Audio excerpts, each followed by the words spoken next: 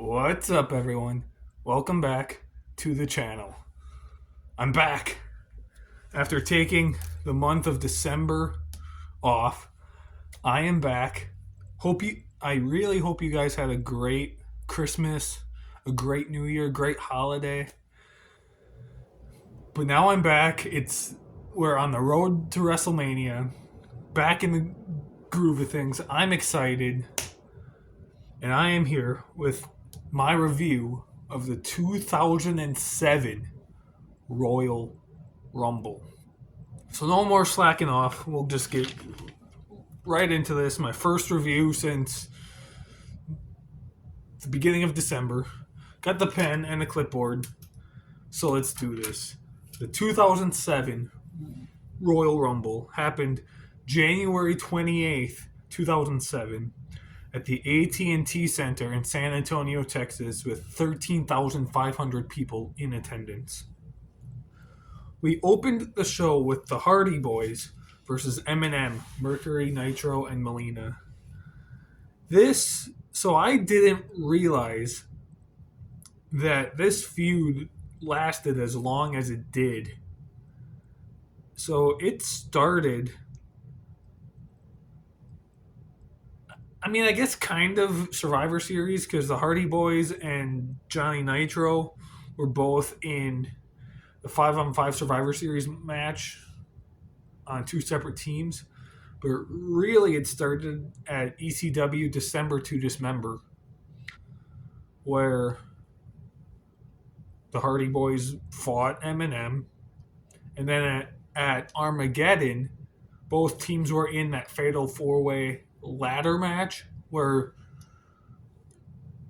the Hardy Boys did that teeter-totter ladder move, and the ladder flew up and busted Joey Mercury's face. And then at New Year's Revolution, which go check out 24/7's review of that he posted last week, Jeff Hardy and Johnny Nitro fought over the Intercontinental title in a steel cage. Here at the Rumble, we get another tag match. And then at No Way Out, we get a six-man tag match where it's Eminem and I think it's Eminem and MVP versus the Hardy Boys and Chris Benoit. So yeah, I didn't fully realize that the feud that they had lasted this long. But from what I remember of it, it was a good feud because the cage match between Hardy and Nitro was pretty good. The match at December to Dismember is probably the only match worth talking about on that show. And this one, which is the one we're actually here to talk about, is awesome too. Might be the best match in the entire feud. Because this was really good. Honestly, the only part of this match that I hated was Melina screaming. I hate it when women wrestlers scream. Carmella, too, just a few years ago was great at that. And I hate it. I love Carmella. She's awesome. I've always been a fan of hers. I just always hate the screaming. That's the only problem with any woman wrestler is the screaming. I hate it. So that drove me nuts. But there was a one point where both Hardys, Matt and Jeff, were gonna go for their double dive that they do, one in this corner, one in this corner.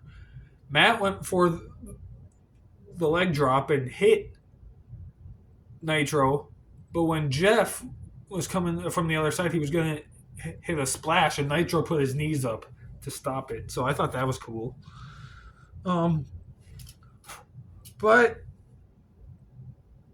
And then there was a moment too where the referee was distracted. Jeff goes to make the tag to Matt. The referee didn't see the tag, so Matt came in, and the referee's pushing Jeff out, telling him to get back out on the apron. But at the end of the day, the Hardy Boys pick up the victory over Eminem. I give this match 4 stars. I really enjoyed it. It's a great tag team match. As I said, might be the best match these two guys ever had. Or these 4 guys. I'm sorry. Because I haven't seen their December to Dismember match in a while. I know that's like the only good match on that show. But this match is better than that one from what I remember. So yeah, 4 stars. Up next, we had the ECW title on the line where the champion Bobby Lashley defended against Test. This match was boring. There wasn't much to it. I was always a Bobby Lashley fan, and I was a Test fan. I did like Test back in the day, but I was a bigger Bobby Lashley fan. Mind you, this was January 2007. I was 9 years old. So my fandom at the time obviously was different than it is now. But yeah, this match, I was just kind of bored watching it. It's the shortest match on the card. It was only 7 minutes.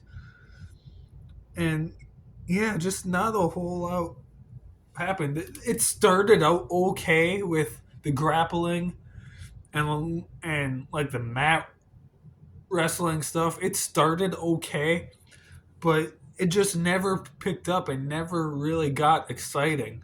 Bobby Lashley won by countout because Test was thrown out of the ring and he was just like, and started walking up the ramp. So Bobby Lashley won by countout. I gave it 1.5 stars because it was just boring. There was nothing to it. So yeah. Up next, the World Heavyweight title is on the line where the champion Batista defends against Mr. Kennedy. Mr. Kennedy on SmackDown won a Beat the Clock challenge to earn the opportunity here to face Batista. He actually, in a way, kind of cheated in the Beat the Clock challenge because he actually screwed over Undertaker whenever that was. I don't know if it was the SmackDown before or if it was 2 weeks before. I don't know. I didn't look into that. All I know is that Undertaker screwed, or Mr. Kennedy screwed over Undertaker in the Beat the Clock challenge. But yeah, this match, it was better than Bobby Lashley versus Test, but still not great.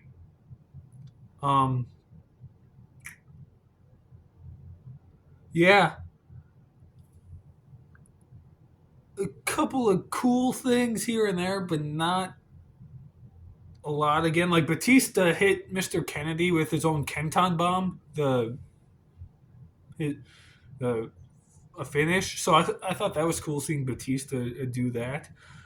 Some good back and forth action. I feel like Batista and Mr. Kennedy didn't really have that well of a chemistry together. Because I think they've had a couple of matches. I think there was one they had like on either SmackDown or Raw at one point too. I remember seeing years ago that just wasn't that good either. But at the end of the day, and this match wasn't that long either. It was maybe 10 minutes, which I guess ain't bad. But Batista picked up the victory. I gave it 2.5 stars. Like it was fine. There was nothing real excitingly awesome about it, but it wasn't, I guess, a terrible match either. So yeah, 2.5 stars. Batista won. Up next, we have a last man standing match for the WWE Championship, where the champion John Cena defends the title against Umaga. So this is the second match these two guys had against each other. Their first match happened at New Year's Revolution, which again, go check out 24/7's review of that he posted last week. I watched 24/7's review, but I don't remember if he mentioned that match was Umaga's very first loss in WWE.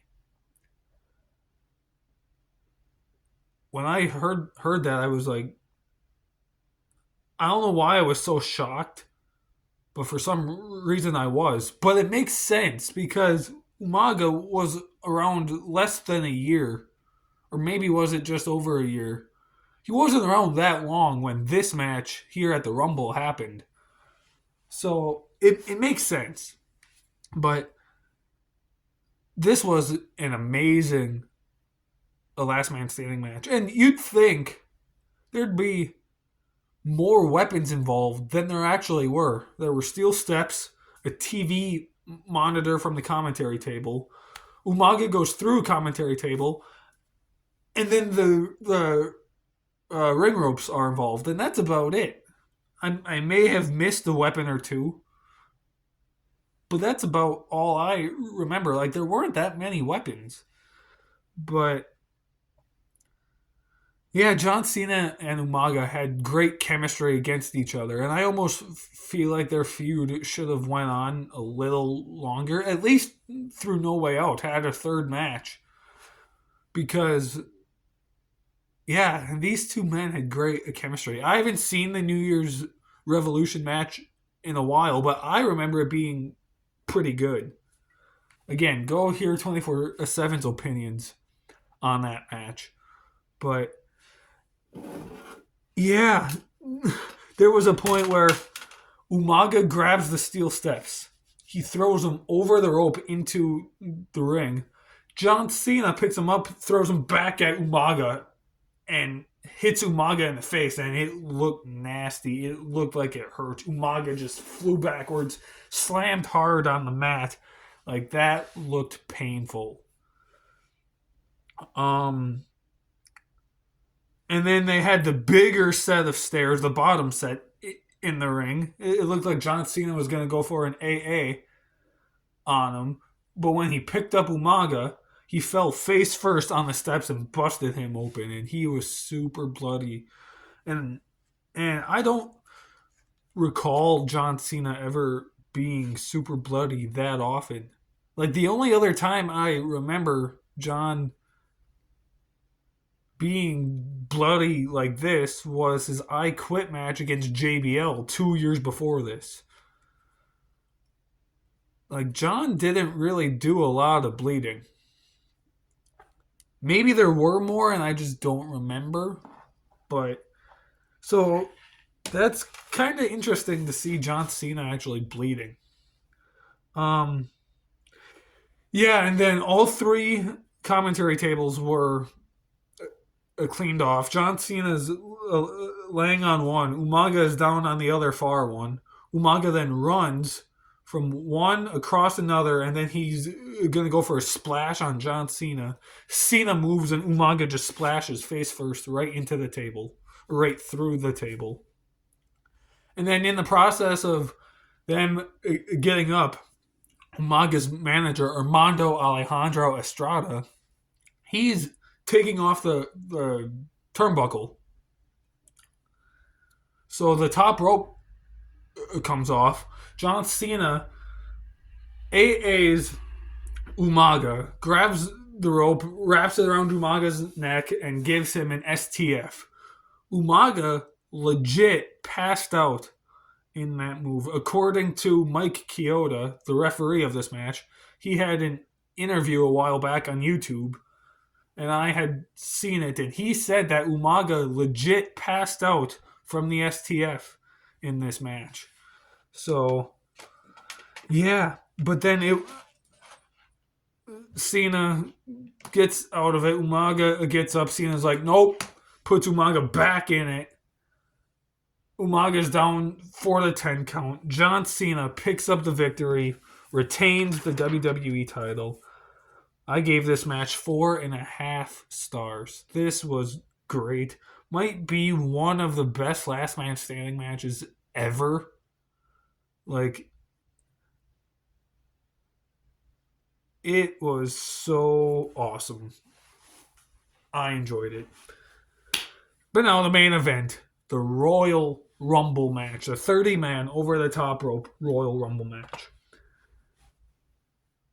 This is a good Rumble, not great to me. I know there's a lot of people that enjoy it, and the 2007 Rumble pay per view as a whole, I've seen a lot of people praise and think it's a great pay per view. Um, this Rumble match, it's good, and I do like it,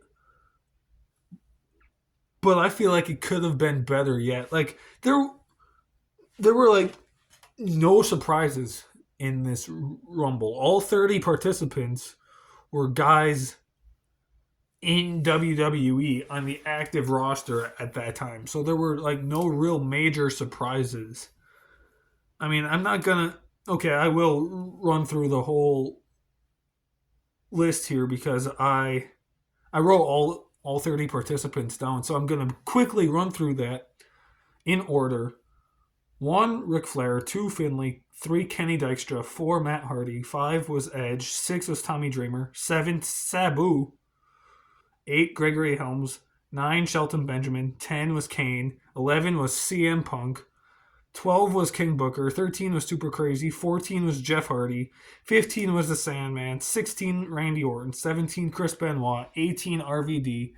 19, Viscera. 20, Johnny Nitro. 21, Kevin Thorne. 22, Hardcore Holly. 23, Shawn Michaels. 24, Chris Masters. 25, Chavo Guerrero. 26, MVP. 27, Carlito. 28, The Great Khali. 29, The Miz. And 30, The Undertaker. So, yeah, not really any surprise entrance. We have people, say, like Kevin Thorne, who were active at the time, but probably forgotten about in the long run. Sabu was in there. This was his first Rumble, I believe. Correct me if I'm wrong. And he pulls out a table when he came in, and then he got eliminated when Kane chokeslammed him through the table. But yeah, not a whole lot went on, not a lot of surprises. The final 2 were Shawn Michaels and The Undertaker. And they had a great mini match, like 8, 9, 10-minute match before Undertaker eliminated Shawn Michaels and won this Royal Rumble match, which surprisingly, according to Wikipedia, and I didn't even realize this, and I was kind of shocked when I read it, Undertaker is the first person to ever win from number 30. This was what, like the 20th Rumble match or 19th, 20th? Something like that. And Undertaker was the first person to win from number 30. I did not realize that. But now, briefly running through the winners in my head, that does seem accurate.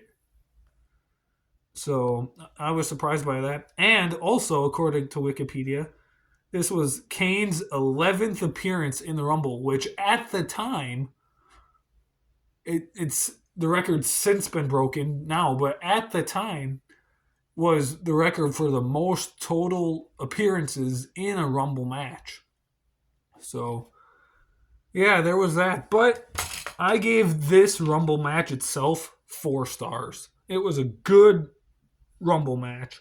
I enjoyed it. I wish there would have been a few more or a few surprise entrants like legends. Because again, all 30 guys are people that were an active part of the WWE at the time. But yeah, 4-star Rumble match. I enjoyed it. So anyway, that was my review of the 2007 Royal Rumble. I'm back in the swing of things. I will be back now, for sure, at least through WrestleMania 41. Then after Mania 41, I may take another break again. But for now, I will be back for the foreseeable future. We've got a lot of stuff planned for you guys on this road to WrestleMania. Obviously, more reviews. There will probably be another Wrestle Ramble or two here and there. Um, a lot more WrestleMania type content as we get closer to WrestleMania. So, yeah, we got some stuff coming for you. Next week, I forgot to ask 24/7 which Royal Rumble pay per view he is reviewing next week, so I don't know, but it will be a Royal Rumble. So stay tuned. I guess you'll be surprised, like me, which one he does, because we discussed which ones we are doing, but I forget which one he said he's going to review next. So stay tuned next week to see which one he is going to review next. Thank you so much for watching. I missed you all over the break I took, but I'm back. I am so happy to be back. Thank you so much for watching. See you next time.